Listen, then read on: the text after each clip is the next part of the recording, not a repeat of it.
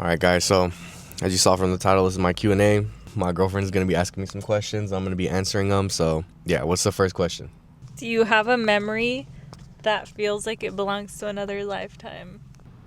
Honestly, yeah. And I think that maybe it's just because when I was like a little kid, but I'll look back sometimes or like I'll think about it. I'm like, was that a dream or is that just like a memory I had when I was a kid that was just so long ago that I don't fully remember the details, but I remember the day. So I remember when I was, this sounds about right if you know me, but because I literally just did this shit at my job then a fucking last school year. I remember being a kid and I was like in the doctor's office with like my mom and my grandma, I think. And I remember, I don't know why I was like walking to the door, but it was like one of the sliding glass doors, but it didn't open. So when I walked through the door, I remember I fucking smacked it and I left like my face, my like face print on the glass door. I have to ask my mom. I'm gonna call my mom and ask her. Should I like fucking call my mom or not ask her? Hello? Hey, my bad. Quick question. Was this like a dream I had or am I like fucking not remembering right? But when I was little, were we like at the doctor's office at all? Like when I was a kid? I don't know if it was with you or grandma. And then when I was walking out, I like ran into the glass door and like left my face print. Yeah, you did that. We had taken Bertha to her doctor's office.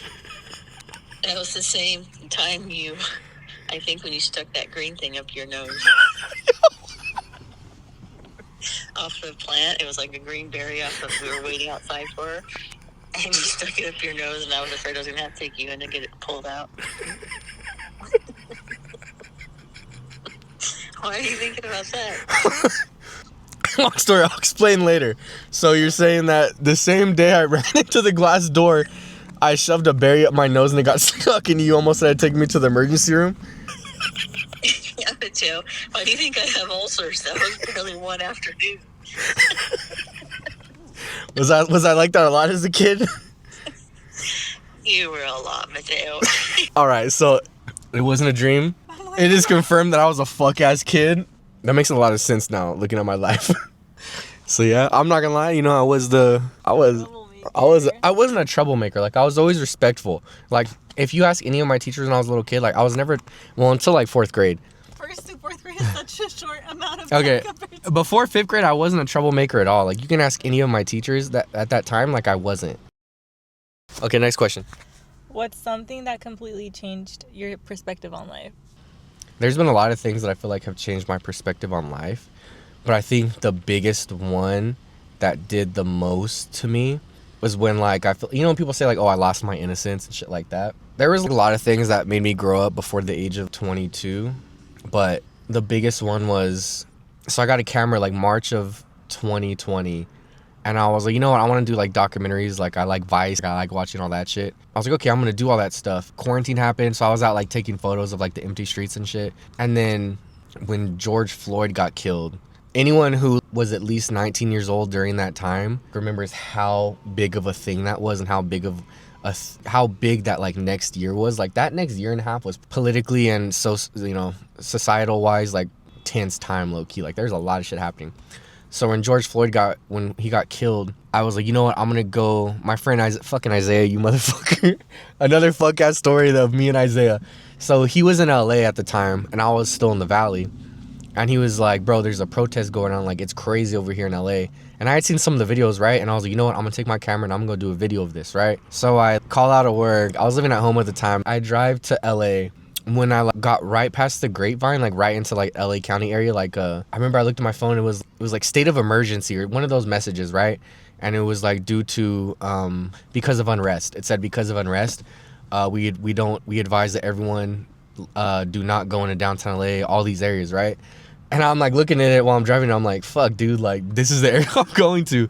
So I was like, whatever, maybe they're just shutting shit down. Yeah, I remember like I parked at a hotel in Glendale. And then I was going to Uber in because I was like, because my friend was like, don't park here because like your car might get fucked up. In my head, I'm like, why would my car get like fucked up?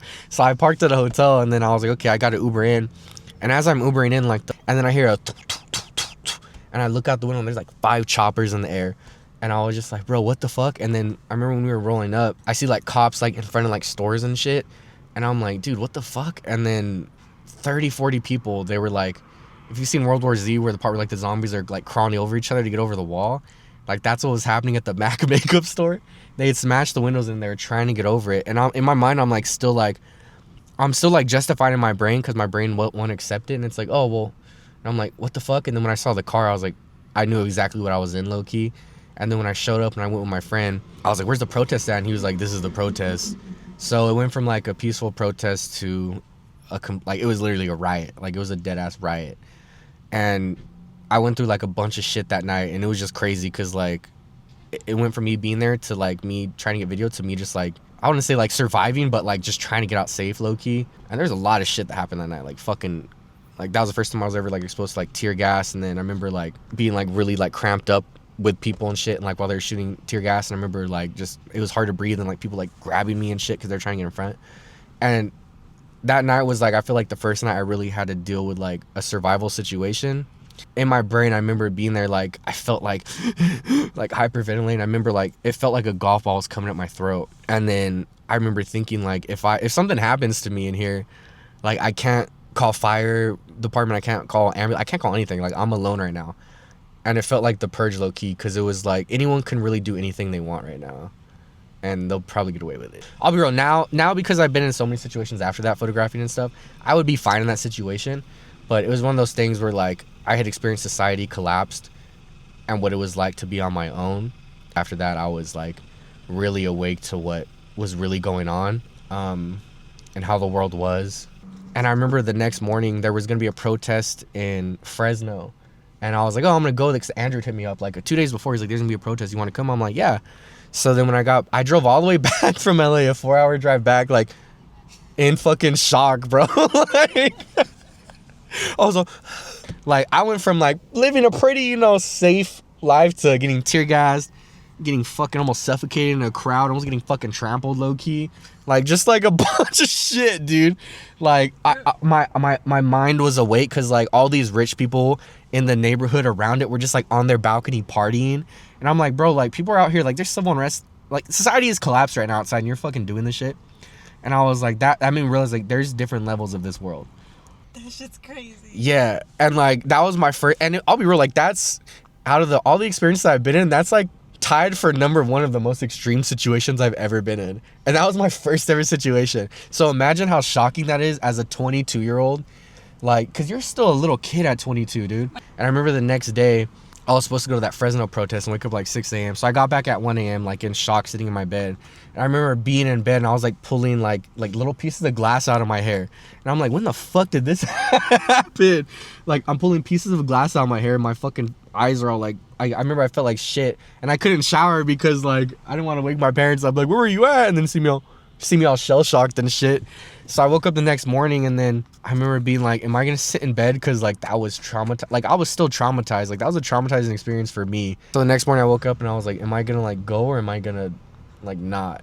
And at that, I think that was a pivotal point in my life, because I went. And yeah, I went and I photographed that protest, and that led to what honestly now is like something I do normally, and it's like a big part of my life, I would say, is like photojournalism. Do you want to share the story where you ran away from the cops? When I say this late night changed my life, bro, like I had never even said anything bad to a cop before, right? Like, so this night, right, this is before I got on the Uber, and I was trying to get out. And I remember it was like a giant intersection. There was like a few squad cars in the middle, and there was really no one else. And I was like walking because I had to go straight and then turn right, but they're in the intersection. And I remember like walking, and I was like, oh fuck, man, because I heard like that National Guard was coming in, and I heard that that the cops were just gonna start arresting everyone. And I was like, okay, the people I saw got arrested, they were like, oh, hello, officer, and they're trying to be nice, and they just cuffed them up. So then I'm walking, and I remember the cops like in the intersection, like, so I had like a little like tie up backpack, right? And when you wear one of those, that shit like boom, boom, boom when you try to run. So I had all my shit in there, right? And then I remember like turning right, and then it was like there was like two white cops, and there was like a short like buff black cop. And he was like, hey man, come here, I want to talk to you. And I'm like, oh no man, I'm just a photographer, I was up here, I'm just trying to get out of the situation, like it was crazy, like I don't feel safe. He's like, no man, come here, I just want to talk to you real quick. And then I think he said something about my bag, and then at this point he was maybe 20 feet away from me. I'm like, and then I remember like looking right, and then the street was like kind of uphill. So I'm like, bro, am I really gonna try to outrun this cop going uphill? So and he was like, no man, come here for a second. And how he was walking up to me, I knew I was like, this fool's gonna arrest me. And I'm like, my parents don't even know I'm here. I was like, I'm not about to get arrested. So I'm like, no man, and like mid sentence I go, and I fucking take off.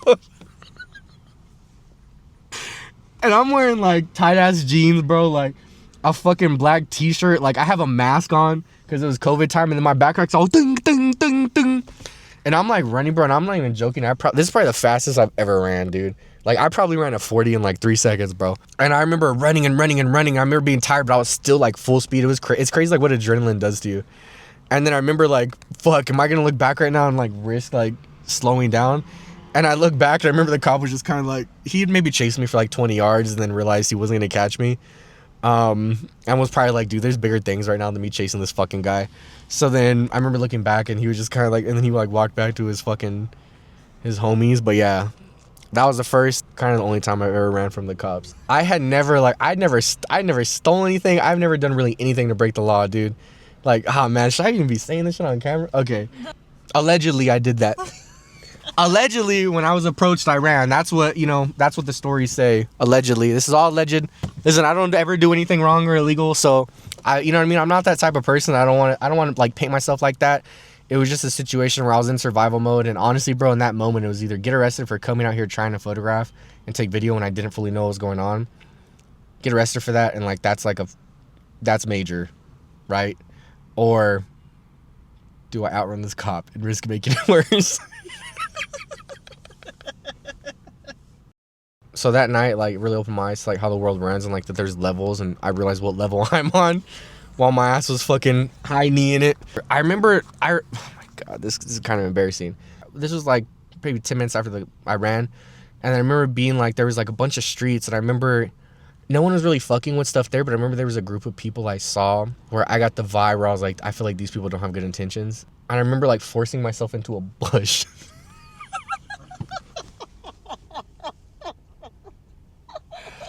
And I remember that shit fucking hurt, bro. I like forced myself into a fucking, because I was like, it just seemed like they're up to no good the way they were walking in the middle of the street, and they were kind of by the cars, and I remember them like kind of looking at the cars, and I was like, if they see my dumbass walking, like there's like 5 of them, bro, like I'm gonna get my shit rocked and I'm gonna get my stuff stolen. I was carrying like fucking $4,000 worth of camera gear. I had went with the intention that I was gonna be a fucking Vice journalist that night. I remember seeing them coming, and I was like, "Fuck it!" They hadn't seen me yet, and then I remember like running, and then there was like a house. So I remember they all had like security gates in the front, or a lot of them did. And then I remember like running kind of like to the house, and there was like a bush next to it. I remember like I couldn't fully fit myself into it, but I like forced my fucking self into it. But I remember like my knee was exposed, and I remember being like, "Fuck!" And I remember just standing really still, and I heard them. I remember they fucking walked by, and then I hopped out, which most likely like. Imagine they're just normal people. They were most likely normal people, but I was just like fucking so like, and then, but I'll be real, my intuition's usually been right when it comes to these situations, so it could have not been. This is like literally this was like right before I got to my Uber. So I'm like kind of in the clear now. And then I remember there was like a giant fucking house, and they had like a security gate in the front. And, like I remember like hearing like, like maybe not the rich laughs, I'm over exaggerating that. But I remember like hearing laughing in like a party. They were like partying on a balcony and shit. And it was just crazy how like I realized like these rich ass people, because these are giant rich houses, bro. Like these rich ass fucking people were just like partying and having fun while society was completely collapsing next to them because of, this all started because of like societal problems, like, you know, George Floyd getting killed. Like it all started because of that, and these people were just right there, like not even bothered by it, partying when it's literally in their backyard. Like people are just fucking going nuts. And that made me like fully realize too, like, wow, just that whole night. But that was one of the moments where I remember being like, these people don't give a fuck. But yeah, it's getting hot. Oh, that's what I was gonna say. I'm gonna pull up a picture of it because I have a picture of my old Snapchat.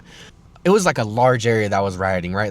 I remember thinking like, I can't ask an Uber to come into the situation.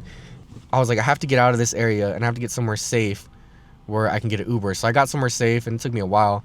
And I got the Uber, and then I was like, don't go that way. I was like, whatever you do, like, do not go that way. And he was like, okay. And it was like an Armenian dude. Guess where he went? He went that way. And so he's driving. I'm like, bro, you have to turn around. Like, we can't go that way. He's like, oh, fuck. So, and we were just like, fuck. So then we stopped at like a light. And I remember the light, there was like cars like with the doors open in the intersection, like near the intersection. So it was kind of like blocked, right? But then those same people started walking up to us, like our car. I remember telling him, I was like, bro, if like these people are gonna rob us, like they're gonna steal my shit, they're probably gonna steal your car, or we're probably gonna get fucking beat up. And this dude pulls out like like I'm not even joking, like a giant fucking revolver, and he has it right here. He's like, nah. And this pulls a giant gun. He like flashes that shit at him. They fucking scramble. And then we finally got out of it. And then I was like, fuck, I gotta get a Snapchat of this. And I Snapchatted like that gun on his lap. He's like, yeah, this is for motherfuckers at the bus station who want to act up. And I was like, bro, what? But shout out to that Armenian dude, bro, because if that fool didn't have a gun on him that night, I probably would have lost my fucking camera, low key.